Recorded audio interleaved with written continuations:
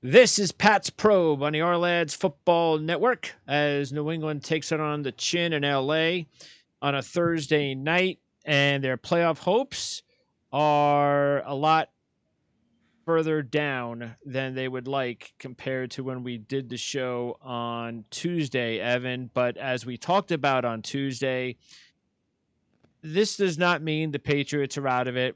It's an NFC loss. Now New England knows they've got to win their last three games, and if they do, that would include beating Miami a second time.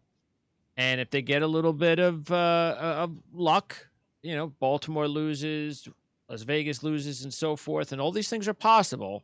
The Patriots still, because of their win percentage within the teams that they're facing, will they be battling for the final playoff spot, is definitely on the side of New England. So they got an edge there. So, yeah, it's not what Patriot fans want to hear this morning, but it is something that we've talked about the last couple of weeks, that even if they would just went 1-1 in those two games, that they still will have a chance to get in with 9 wins.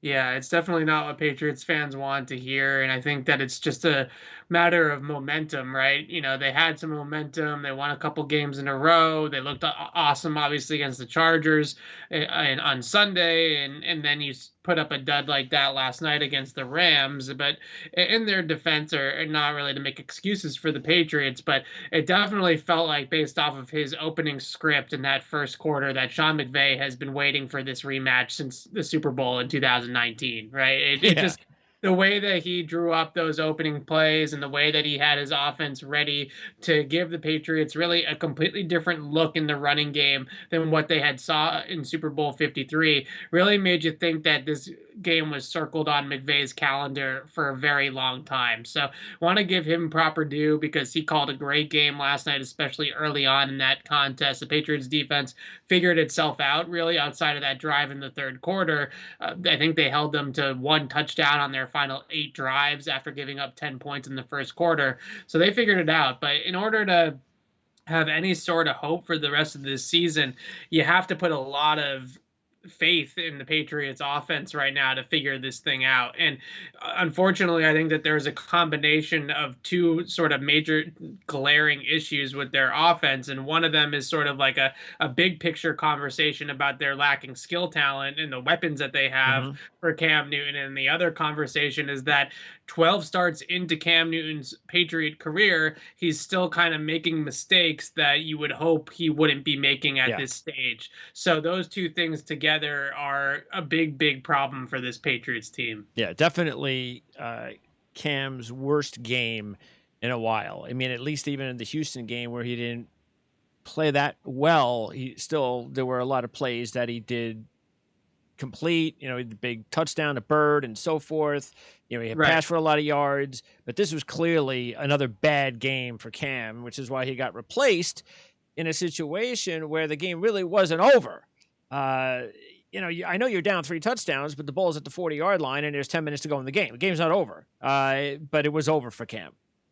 Yeah, he really struggled, I thought, in this game with timing and anticipation, which is such a Patriot thing to say, right? It's such a Patriot way of passing the football. But I think what we're seeing, and this is sort of what I talked about last night in my 10 things and things like that, is that there is a lot of Cam iterations to this offense, Cam adjustments for this offense, Yep. certainly in the running game and even in the downfield passing game. The double moves that we saw to N'Keal Harry and the deep crossing routes to Jacoby Myers and Damiere Byrd. Those have always been in the Patriots system, but I think that they're calling more of them nowadays because they have a thrower like Cam who's really much better throwing down the football field. The problem is that Damiere Byrd is your best deep threat right now, and they don't Yeah. have somebody that they can consistently go to down the field. So that gives them issues with being a consistent downfield passing game. But if you look at Cam's metrics, he is a much better downfield thrower than he is a short game thrower. But unfortunately, the Patriots offense for years has really been predicated on precision passing within 10 yards of the line of scrimmage. Those quick throws and those quick decisions by the quarterback. And that's just not been Cam's game. And he hasn't, over these 12 starts, been able to figure out that part of this offense still. So we're still seeing Cam hold on to the ball, miss open receivers that are open for maybe a split second. But if the ball is coming out on time, then it's going to hit. But instead, he holds on to the ball for that extra beat, and the receiver's covered by the time he's ready to pull the trigger. Those are the types of throws that we saw Tom Brady make for 20 straight years. Sure. Just on time, accurate balls to the short part of the field, whether it's picking up first downs that way or putting the ball in the running back's hands with a chance to then run with it after the catch. And right now, the whole timing of the offense is bogged down in the passing game. And it's really put them in a position where if they can't run the ball effectively, then they have nothing else to go to. Yeah. And that's going to be the decision that they're going to have to make is, are they confident that with hopefully with a better off season where you can get a lot more time with these players, and it's his second year with the team, and will he be able to adapt to the Patriots offense? Or do the Patriots, look, okay, if we bring him back, we're just going to have to keep doing what Cam does best, or do the Patriots go, look, if he hasn't gotten it now, and this is the way we want to run our offense, we can't keep placating to the way Cam needs to run his offense. It doesn't help the number 2 guy at quarterback, or whoever we bring in as another young quarterback. It's not going to help him out. That's the decision the Patriots are going to have to make this offseason, and that'll tell us what they think about Cam Newton, because I am a little bit surprised that it's taken him. He's a veteran. He's been around a long time. If he's not comfortable with timing routes and this Patriot offense yet, I'd be skeptical that they'd feel confident bringing him back as the true number 1 next year. Yeah, and that's a great point about this offseason. I think is a big soul-searching moment for Bill Belichick, and assuming Josh McDaniels is here again next year, Josh McDaniels as well, to kind of go through it and say, okay, is this playbook too much only made for one guy? And the one guy is obviously now in Tampa Bay, and he's not coming back, right? So is it too much made for Brady? And is it too much crafted for Brady, where you knew he was going to be the quarterback year in and year out, so the offense just became so Brady centric and so heavily reliant on Brady's skill set of throwing the ball out on time, throwing with great accuracy to all 3 levels, reading defenses quickly and coverages quickly, and knowing where his answers were. And is that quarterback, whether it's Cam Newton next year or Jared Stidham or somebody they draft or sign or whoever it is that guy ever going to be able to master or even get to any sort of level of comfortability with that type of passing game? If you go to the college ranks and you look at some of the guys they might draft, go right on down the line, a Mac Jones, a Trey Lance, whoever you want to talk about, Zach Wilson, none of those guys run that type of offense in college. That's not what the college game is about, right? So it's really a big question, I think, philosophically for the Patriots, and this is more of an off-season topic, but in general, just when you get to a point where you are turning the keys over to the next guy, or it is going to be Cam for a couple of more years, at some point you do have to revisit the playbook and ask yourselves, is this the Tom Brady playbook, or is this a playbook that another quarterback is actually capable at running at a high level? And maybe they do have to kind of reinvent themselves a little bit. And I think McDaniels is more than capable of doing that. Yeah. So it's just a matter, like you said, of which direction they want to go. Let's start off by taking a look at how things did get going. And I know it was your number 1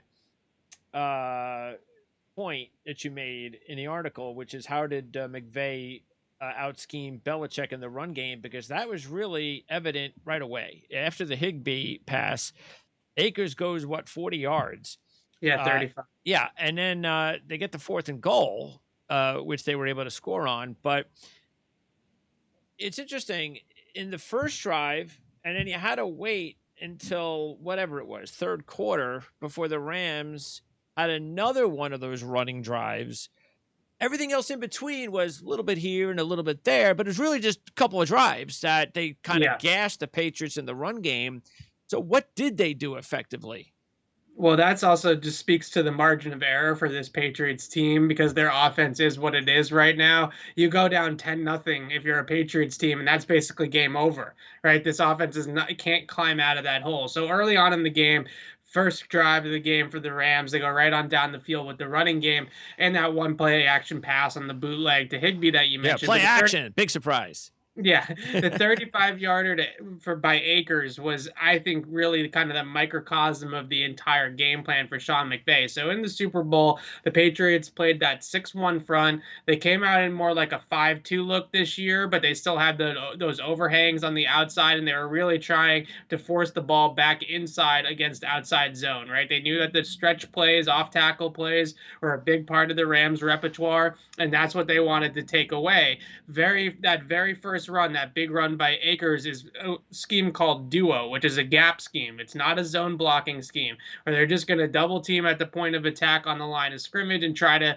create a hole or a bounce out lane off the edge. And what happened was is John Simon gets turned inside by the tight end. Akers sees that, he bounces out the outside, and there's no force player there now to bring him back into the middle of the field, and he just breaks one off for 35 yards. So that is where McVay was really dealing with his opening script, was that the Patriots came in, their front came in ready to stop outside zone all game long, just like in Super Bowl 53. And McVay comes out with a gap run on the first running play of the game and really took them by surprise. I felt like that they ran so many inside run concepts. Now, I know a lot of those runs eventually hit outside, but they're designed to hit inside, and the Patriots kind of overplayed them to the inside and left the edges vulnerable, and that's where the Rams were able to have success. And then in the third quarter, that drive was a little bit more, we can get into this later, was a little bit more back to the outside zone stuff. So they started with something completely new in the opening script, which is pretty typical, right? That's when you game plan. That's when you come up with your wrinkles, and that's when you come up with your stuff from film study of what might work against the opponent. Then when that runs out, you go back to your foundation in the second half. And in the first half, it was they ran a counter play where they pulled a guard and the tight end right up the field, and there was a tractor trailer sized hole for Akers to run through. They ran that duo scheme I mentioned on the 35-yarder on the first drive, and they just really took the Patriots by surprise, I felt like, with all the gap runs that they were running, and kind of put the zone stuff to the side until later on in the game. So there really wasn't, you thought it was definitely more scheme than talent. Was there a specific player for New England, or players that just didn't do their job? Well, yeah, definitely their edge defenders got exposed and their defensive backs got exposed in the run game as well. But John Simon was the guy that blew the edge on that 35-yarder. And I've watched a couple, I've obviously watched the game back, but I've watched a couple of those runs multiple times, trying to figure out what exactly the thought process or the plan was from the Patriots. Because if you watch what their edge defenders are doing on a lot of those outside runs that hit for longer gains, they're going inside of the blocker. And usually when the guy goes inside of the blocker, they're expecting another player to replace them as the force defender on that outside to push the ball back inside. And unfortunately for the Patriots, those guys on the edge, John Simon, Adrian Phillips, they were jumping inside of the blockers all night long, and that replacement on the edge never came. So there was just nobody there to fill the hole at that point. So that was a really great strategy, I thought, by McVay, was that he really attacked the Pats defensive backs, their safeties and their corners, and forced those guys to fit on the ball, right? They, really, you don't really get those guys into many run fits very often, but McVay is extremely good at creating extra gaps on the line of scrimmage with motion and multiple tight ends, and then also, just running off tackle to force those guys into the fit and force them into the middle of the play. And time again, the edge guys got sucked inside. There was nobody outside of them to force the run back inside, and it was just, it was an open rushing lane all night long. All right, now let's get back to beginning of the game. And after LA went up 10-0, the game swung right there when Miles Bryant picked off Goff, and initially right off, when you see the interception live, it's like you just knew they weren't gonna give him a touchdown. It was like, right, you've seen that 100 times, but it was still a big interception because, again, as we talked about the other day, this is what you got to do with Jared Goff. You have to get him to turn the football over, so he turns the football over.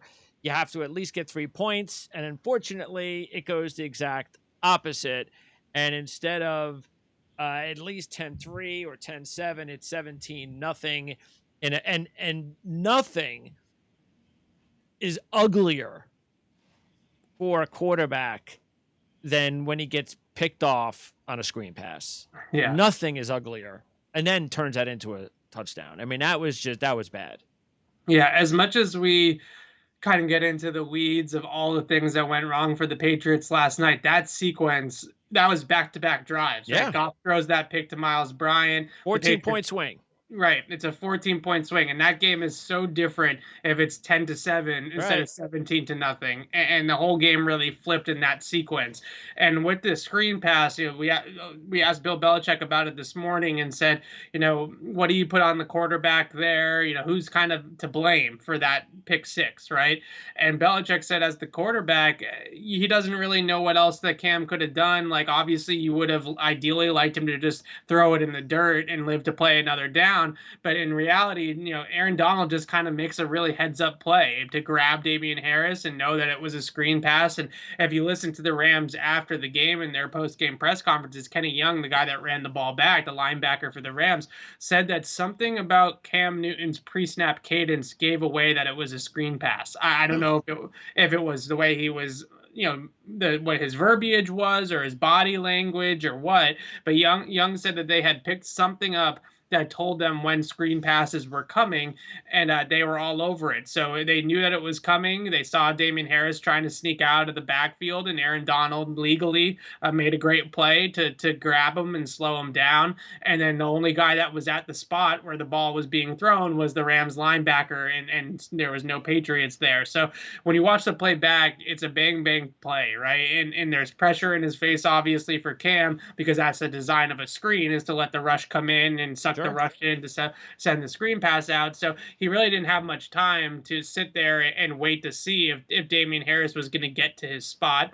So he just trusted it and he let it fly, and he tried to anticipate that Harris was going to end up there. Donald makes a heads-up play, and the ball goes back the other way for 6. And that's one of those plays that you just kind of have to look at this Patriots offense and say how limited they are as a passing attack, that they have to screen people to death. Yeah. That's the only way they can really, and one of the only ways that they can effectively move the ball is kind of this like option screen run game kind of marriage, right? That we saw against the Chargers on that opening drive on Sunday, or just letting Cam loose and just living with the bad plays from Newton throwing the ball down the field. Those are their two options when they go into the game, are like basically scheme Damiere Byrd open and Jacoby Myers open down the field, or we'll get into this option run game, screen game, short passing game kind of series. And that's what the Rams were waiting for and ready for. And they jumped the screen pass, and it goes back the other way. I know a lot of Patriots fans on Twitter last night and probably on Twitter today still feel like Cam Newton should have known that Damian Harris wasn't getting into his route and should have thrown the ball away or ran with it instead, or just done anything other than throw it in that position. But that's not the play, and that's not how it's designed, and that's not how it's called. And he threw the ball out there expecting Harris to be there, and the Rams just were all over it. You brought up the Charger game, and that's the thing that I was a little bit surprised about, because we saw how McDaniels really changed things up early in last week's game. A lot of misdirection, plays we hadn't seen before, but until they got down 17-0, we saw none of that. They were very vanilla. We didn't see Cam do anything but hand the ball off. I mean, he wasn't even running the ball. So I didn't like that. It was like, all right, well, it's like you're overthinking. It's like you're going, all right, well, we did this last week. Maybe they know that's coming. So now we're going to go back to doing something. I mean, just go with what worked and don't overthink. So they finally go back to opening up the playbook a little bit more when they're down 17-0. They have a nice drive. Cam finally makes the big pass to Byrd for 25. Cam finally runs the football. It took him all the way up until that point. It was only 4 yards, but at least they finally ran the ball. Then he had the misdirection to Harris for 4, the pitch to Harris. Then Newton runs for 3 to set up the 1st and goal at the 6. And then things got a little vanilla again, just run. And then the 4th and 2, I got to tell you, I've never seen the NFL short yardage option play work. I've never seen it work. it's you don't run the option on fourth, and I mean it's ugly. And I understand if you've got Cam Newton, you're gonna if any team's gonna run that type of offense, Cam's maybe the one to be successful with it. But it just was just the way that it was. It just maybe even going to the left. I don't know what it was, but it just didn't look like it had a chance from the start. Yeah, and the Rams again kind of sniffed that one out as well, and they probably assumed that maybe it would have been like the quarterback sweep play that we've seen the Patriots run a whole bunch of, or some sort of option play because they had what's called a scrape exchange called on that play, where the defensive end is going to crash down to the quarterback or the inside run, I should say, really in that case the quarterback, and the off-ball linebacker rotates to the pitch man to Harris in the flat. And basically, all Cam could have done, and he said after the game that he didn't want to pitch it to Harris because he was worried about another turnover. And that's something that I think, it's fourth down anyways, Cam, right? Yeah. What are you going to do? Like, he got so caught up in that pick six, and I think that they're stressing to him so much that you can't turn the ball over, that sometimes it's causing him to hesitate a little bit, and it's causing him to be a little bit conservative in spots. And really the only play, once that play got sniffed out by the Rams, was for him to pitch it to Harris and hope that Harris could just make the linebacker miss in space and create a play out of nothing. Yeah. Instead, he just kind of ran into the pile and went down and gave himself up. That was definitely not going to work, right? So Harris had a much better chance on that play of succeeding than Cam did by keeping it. So that's one element of it. They did motion James White out of the backfield and then flexed him out a little bit, like into the slot as like a lead blocker, but you go and you watch some of these really innovative running schemes with option plays with mobile quarterbacks. Like you go and watch Baltimore with Lamar Jackson, for instance. There's so much motion and misdirection and different types of blocking schemes. And you got the tight ends and the fullbacks motioning across the formation and leading on the option pitches. The running back or the quarterback, whoever has the outside run, almost always has a lead man in front of him. Similarly with Arizona and Kyler Murray and Cliff Kingsbury, they do a great job of that as well with those motion blocks and things like that. And the Patriots have tried some of that, but I don't think that they've been able to really fully dip their toes in the option football waters. They're kind of doing it on a very simple level right now because I think a lot of it's due to the fact that there's not a ton of practice time in a pandemic season. There's not a lot of training camp and all that kind of stuff. So they weren't able to really unlock it all, right? Well, it's not an easy play. Right. Like you said, it takes time. There's a lot of practice. You have to have the certain type of players to run that. And it's a low percentage play. Right. And really the only way to answer a scrape exchange successfully is by having a lead blocker for the pitch guy, right? You got to motion the tight end. You got to motion the fullback over there. You got to do something to get that guy out of the picture. That's the linebacker off the ball that's motioning into sliding over into to take the running back. You got to get a hat on him somehow. And if you don't, then there's just no place to go. And the Patriots have ran this option style, and it's honestly like it's kind of like high school level scheming. Yeah. Quite frankly, it's not complicated. It's not fancy. They did do some stuff against the Chargers with Jakob Johnson as like a lead blocker on that speed option play, which I really liked. And that wasn't there last night for them for some reason. They didn't go to that in that goal line situation. But those types of basic option plays, that doesn't work at the NFL level. Those guys are too smart. Matter of fact, I saw it last year with the Cowboys and Prescott against the Jets. When they ran that, it was like, oh, thank you. I mean, to me, if you're a defense, that's what you want them to run. Go ahead and run something like that. Come on. If my defense can't stop that, then, then we have no right stopping you. I got to ask this about Belichick because I know it changes all the time based on game, based on season and so forth and how his team is. Yeah. But his decisions have always been very strange to figure out when he goes for it on fourth down. Yeah. And honestly, I thought my first reaction was you got to take the 3. You haven't scored yet. It was a nice drive. You got to get something out of it. Okay.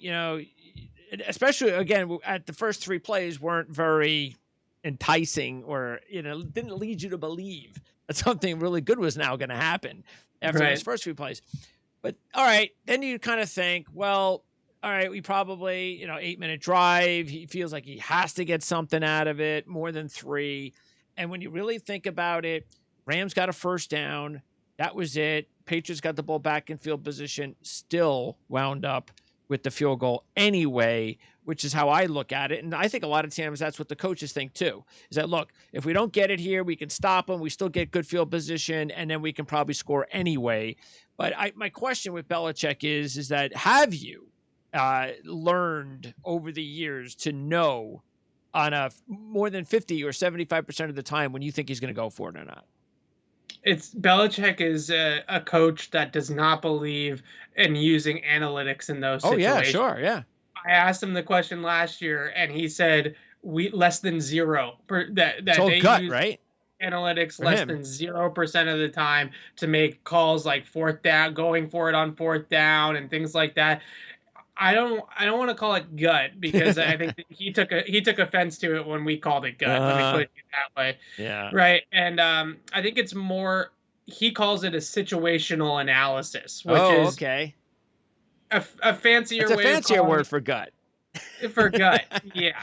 And basically what he says is that you have to kind of get a feel for how the game is going, Yeah. how the defense is playing you. Do you have a play that you like in that position? And it's all about what's happening in that game that day. And his problem with analytics and all the nerds saying, this is a go for it Yeah. situation or this is a kick situation is that they're taking, sample from, games that happened, 6 months Sure. ago Yeah. and applying it to a game, in the moment, in that moment. And he says there's just no relevance to what happened Absolutely. six He's months right. 100% right. Right. So that's what his issue is with all the analytics decisions of go for it, not go for Mm-hmm. it, all that kind of stuff.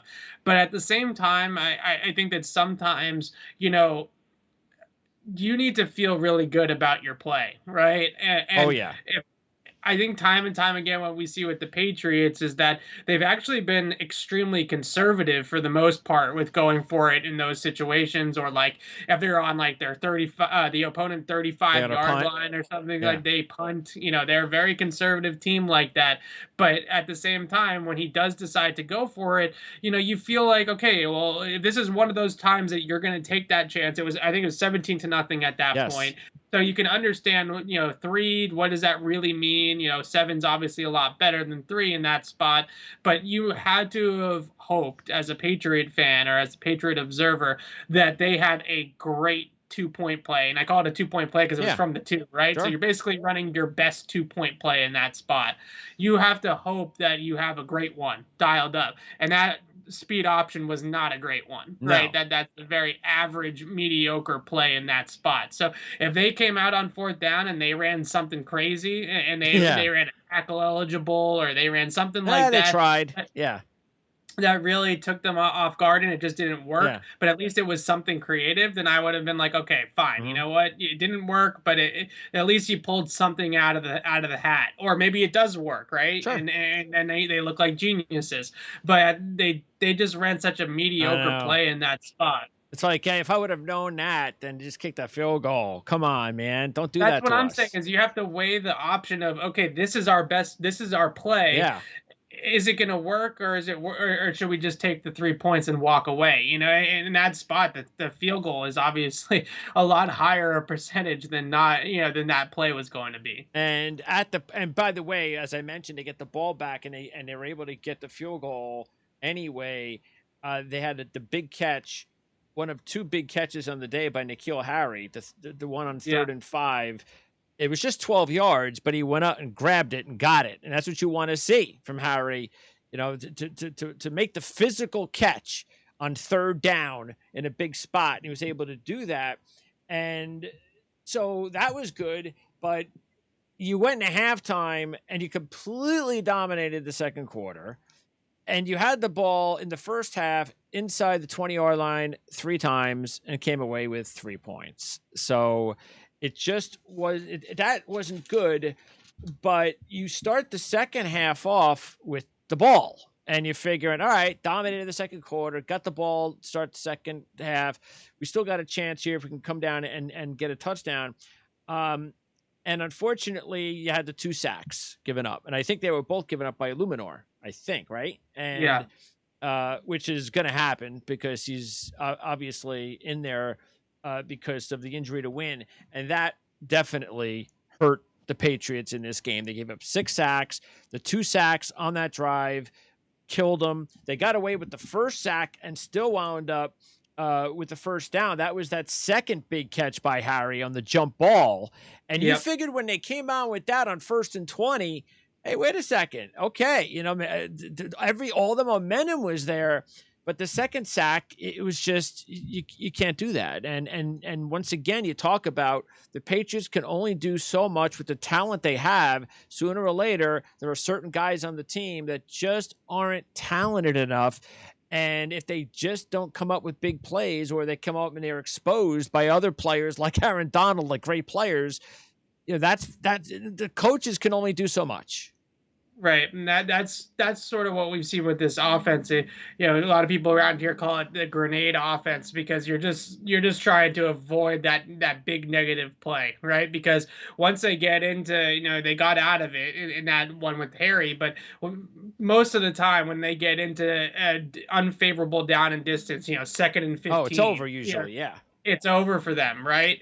They don't have the offense to get out of those holes. So they're a team that they need to play on schedule. They need to be ahead of the chains, and they need to play on schedule, and they need the game to go into a certain direction in terms of the game script. And getting down 17-0 as this team with this offense, the game is over. It was over as soon as Kenny Young ran that ball back. And that's such a disappointing way of putting it, but it's really the truth with them, because they just don't have the downfield playmakers to put together consistent drives to get themselves out of that hole. Now, I do want to point to Harry, though, because I think that he had probably his best game as a pro on Thursday night, which 3 catches for 48 yards, and you say best game as a pro. That's not exactly saying a whole lot, but I think when you look at the actual individual plays that he made, the double move with a jump ball, I mean, that was a really nice route. He was able to get by the defender. He was able to get over the top of him and then adjust back to the ball and high pointed it and go above the rim. That was what we have seen out of him in college that has not translated to the NFL, because they just haven't really given him a ton of opportunities to be that kind of a receiver. That's the type of receiver he needs to be. The guy that Herm Edwards, his college coach, the player that Herm always compared him to when he was drafted by the Patriots was Des Bryant. And he said that's the type of guy that he is, right? He is a big-bodied pass catcher that's going to go up and he's going to high point the ball, and he's 6'4", and he can do those types of things with making big catches down the field. And the Patriots, it's not a very high percentage play. And I asked Josh McDaniels this morning. I said, we've all been kind of waiting for that, quite frankly, for the Patriots to throw those types of balls down the field to N'Keal Harry more, because what else are they doing as a passing offense that's productive, right? So why not try to see if Harry can go ahead and out-jump somebody for a few balls like that? And Josh McDaniels said, on the one hand, it's not a very high percentage play usually. We're talking about a 50-50 ball, but it's usually kind of more like a 60-40 in favor of the defense most of the time. That's not, if you're only completing 40% of them, you're not really getting a high percentage there. But he did mention, after he said that, but there is sort of a gain to be had there, and that is that even though you might only hit on 1 or 2 of them, you might hit on a 30-yarder at one point, or even a longer one in the future. And that's the type of play that the Patriots offense has been missing, is those deep downfield throws. And at some point in time, when you have a big guy like Harry, he's not a great separator. He's not going to run away from anybody. He's not going to lose anybody at the top of the route, but that's the one thing that he can do. So using that skill set to their advantage is something that they have to do moving forward, and giving him 1 or 2 opportunities a game to just go out there and outmuscle somebody for a ball is a must for this offense moving forward. Well, isn't it a lot better to run that play when you are on 3rd and 12, 3rd and 10, 3rd and long, where normally this particular offense is going to wind up punting? Isn't it better to have you run that play and just give Harry a chance 20, 30 yards down the field to see if he can catch it? And of course, you don't want to get picked off and field position and so forth, but that is a play that does need to come into your offense more often. Again, maybe you had the 10-yard penalty. You need a big play. If it doesn't happen, well, we weren't going to get a first down on that drive anyway. So you do have to be able to use that and pick your spots when you use it. You're not going to normally go, hey, all right, first down, ball's at our own 30. Let's call that play. Because you just can't. You can't put yourself on 2nd and 10 with that type of offense. But there are spots that you can go ahead and go for it. And that was definitely one of those opportunities. Yeah, and that's just where they kind of need to pick their spots with it, right? And when you get into that situation, just give the guy a chance to make a catch, because he proved last night, and he's proved pretty much every time that they have given him an opportunity to win a jump ball like that, he's actually won a few of them in his career. There's been a couple that have gone for touchdowns. There's been a couple that have gone for bigger plays, like the one we saw last night, and he's actually had a pretty good success rate on those types of throws. But like McDaniel said, it's just not a play that they feel that is very high percentage. Sure. But that doesn't mean you can't pick your spots with it, Yes, right? exactly. A couple of times a game. Yep. And the one thing that they did add to Harry's repertoire last night that I thought was really nice was the double move, right? So it's not just him going down the field on a 9 route and trying to body or box out or jump a defensive back. They're actually getting him some separation by incorporating the double move into the route. So he's actually able to lose the corner for a second and get him on his back, and then be able to attract and adjust to the ball. So that's what I need to see from them moving forward, is better usage out of N'Keal Harry, because I think when they do use him properly, he has made plays for them, but it's just so few and far between, because his fit in this offense is not exactly great.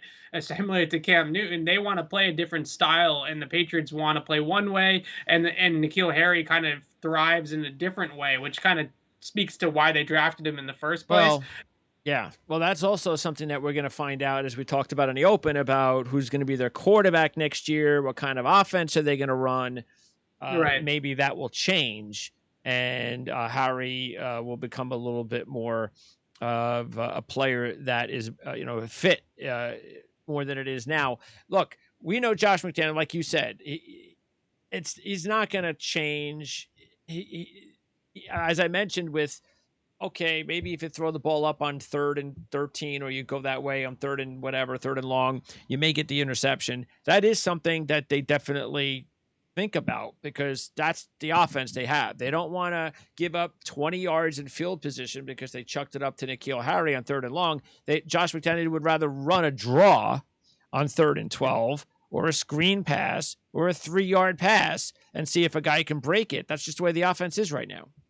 Yeah, I mean, that's been the offense for a long, long time. There's really only a couple of guys in the history, I would say, of this run with Belichick, where they've trusted those guys to consistently win 50-50 balls. We're talking about Randy Moss and Rob Gronkowski, and those are 2 Hall of Fame players, right?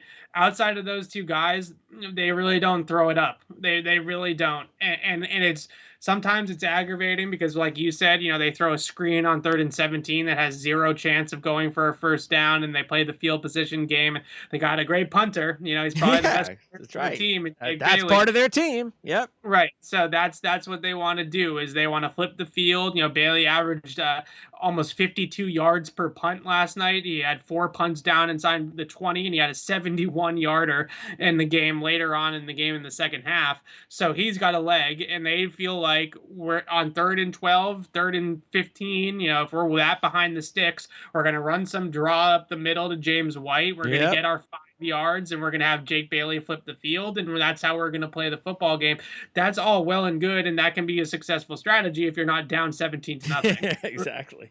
Yeah. So right now they're in a situation where, again, the Dolphins have the Chiefs on Sunday. Las Vegas is playing the Colts on Sunday, and Baltimore's got Cleveland. So seeing all 3 of those teams lose again that won't be a shock. That could definitely happen. And if that happens, then that gives the Patriots a good chance again to come back and play the Dolphins the next week, and put themselves in a position where there's a couple of games left in the season. All right, let's see how everything works out, who has to beat who, and so forth. But there's still a chance. There's still a chance, and at this point, they're not going to be picking in the top 5, even if they tank the rest of the season. Too late. you might as well just go for it, right? And hope that 9-7 is good enough to get you in the postseason. They have 3 games against the division. They know these teams really well. They should have a pretty easy game in Week 17 if that game's meaningful against the Jets. Although the first time around wasn't very easy against the Jets. You gotta hope that 9-7 can maybe sneak you in, because now at this point they've put themselves in a position where tanking is not an option. No. Finishing 8-8 is the worst case scenario, and that's sort of where we're headed towards right now. And you just kind of have to go for it at this point, and that's what they've been doing all year. That's why they're sticking with Cam Newton and they're not benching Cam to play Jarrett Stidham, is because they truly feel that Cam gives them the best chance to continue to win football games. And until they say to Bill Belichick, Bill, you are mathematically eliminated from making the playoffs, there's no chance, there's zero chance that you can make the postseason, they're going to keep trying. And like you said, all the percentages, ESPN, I think, has them at like a 6% chance to make the playoffs. 5 for 38 is at 4%. But all of those percentages shift really quickly and drastically with one Patriot win and a couple of losses by the teams ahead of them in the standings. So you can go from, if they beat Miami next week and Miami loses to KC this week, and then Miami's got the Bills still to end their schedule, and I think they play the Raiders maybe in this kind of 4-game stretch for Miami too. Those teams start dropping a couple of games here and there, and we could be in meaningful Week 17 for New England. And no matter what you say, it's bad. Say that you wish that they had tanked. It's too late. It's too late. And Bill Belichick was never going to do it. And he's at this point getting angry with the media for asking him if he's going to turn the keys over to Jarrett Stidham. We asked him last night. He said, Cam's our quarterback. Cut Mike Reese at ESPN off before he even asked the question and said, Cam's the quarterback, right? Next question. This morning he was asked about it again. And, Bill, after reviewing the tape, do you feel any differently about the quarterback position? Cam's our quarterback. So that's the guy.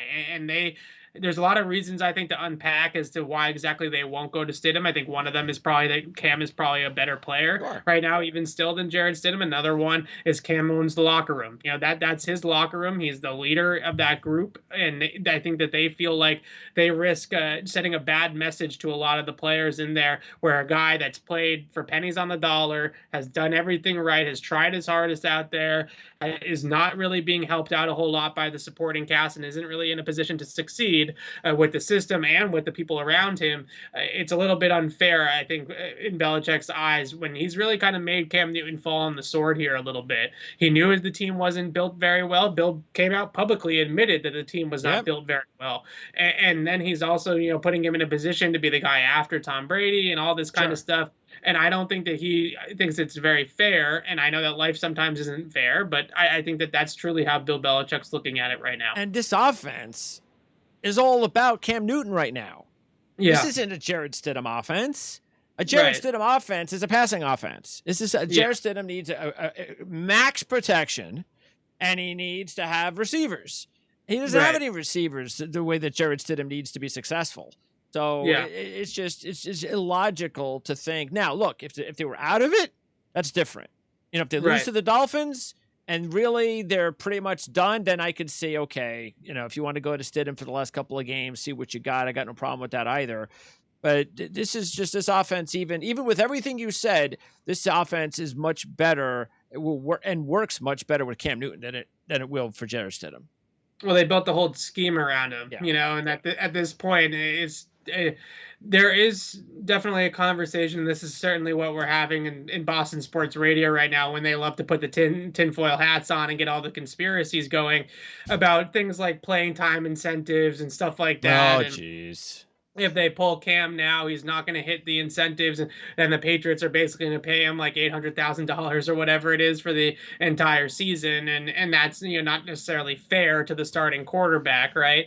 But I think mainly what you see is that this offense has worked all season long as being run first, option heavy, Cam Newton centric, and to pull the plug on that entire thing, they're going to have to go into a different style of offense with Stidham, like you said, that really this personnel is certainly not built for. It's not built for Cam to throw the ball well and successfully, and it's definitely not going to be built for Jarrett Stidham to throw it successfully. And by the way, when we talk week from Tuesday, I want to see early in the first half against Miami, and it's going to be tough because Miami has good corners, but Yeah. they're going to pay. And the Dolphins have had problem stopping the run. So if you look at the matchup, was really good for New England in the Miami game. But I would still like to see when Cam does throw the football early, get the ball to Harry. Let's see Yeah. if he can build off of what happened last night, because this is the perfect time to see if you could build off of that while his confidence is good. Yeah, and he's the type of player that, just from everything I've heard about him, he's a guy that's definitely predicated a lot on confidence and a lot of being sure of himself out there and sure of what he's doing.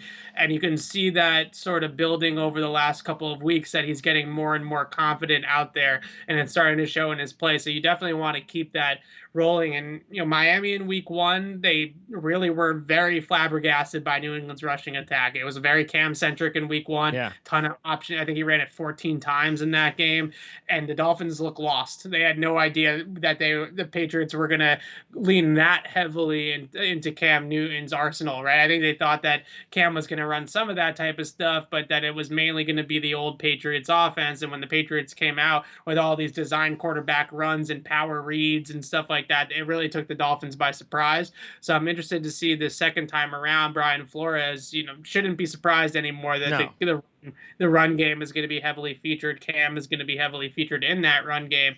So there'll be less kind of element of surprise there for New England. But in week one, they ran all over the Miami Dolphins defense. I think they ran for over 200 yards in that game. So it'll be fascinating to see if the Dolphins will be ready for it this time around. And it doesn't matter about how they run it. The Patriots are going to run it. They're going to.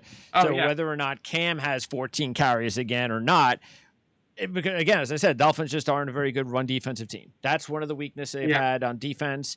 And I'm sure New England is going to pound the ball and pound the ball and pound the ball. And we'll see how Miami reacts to losing to Kansas City if they lose to the Chiefs. If they lose to Kansas City, what kind of a loss is it? Is Tua Does he have a bad game? Does that hurt his confidence? Does he have some turnovers so they get beat up? Or is it a really close football game and that keeps their confidence going and it's going to be really tough to sweep the Dolphins, especially after the way the Dolphins played last year to end the season, and then considering how good Flores has coached the team this year, because Brian Flores has got to be up there as far as coach of the year. He's been great, and a lot of their schemes, the amoeba defense, the cover zero blitzes, he's coming after quarterbacks, using those corners. I mean, they paid Xavier Howard and Byron Jones a whole lot of money to be able to be on an island by themselves without much help, and that's what they're leaning on, is those guys. So the Patriots are not going to throw the ball a whole lot, and so that's going to be interesting to see. Like you said, that's the Dolphins are built to stop all these high-powered passing attacks. They're really built to go up against a team like the Chiefs, just like the Patriots on defense. So it'll be interesting to see if both the Dolphins can run the ball a little bit against this Patriots defense, because if you do, I feel like a lot of teams that have kind of lost to the Patriots of late, besides maybe Baltimore, they've kind of played into the Patriots' hands, right? And they said, okay, we're not going to try to really run it down your throat with heavy personnel and stuff like that. And teams that have been successful against them, that's what they've done. The Niners, the Rams, the Bills when they beat them the first time around.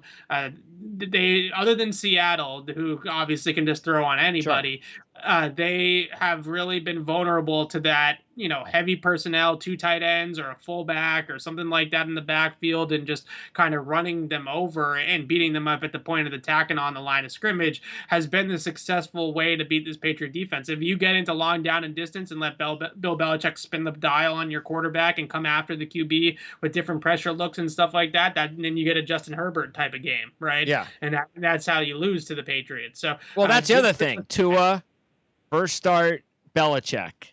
We've seen that before.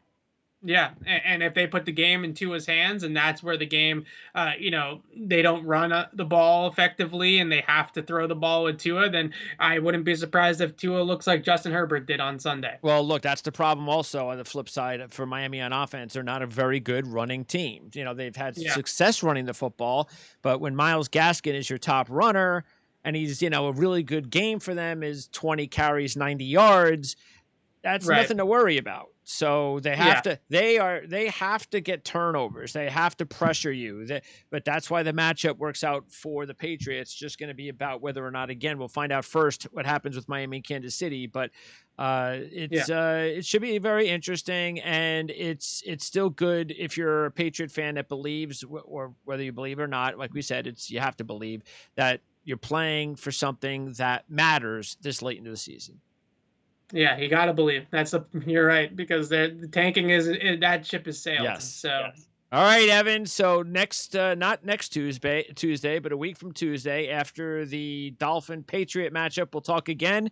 Thanks for the double duty this week, and we'll check you out in about week and a half. No problem, Greg. Thanks, Evan.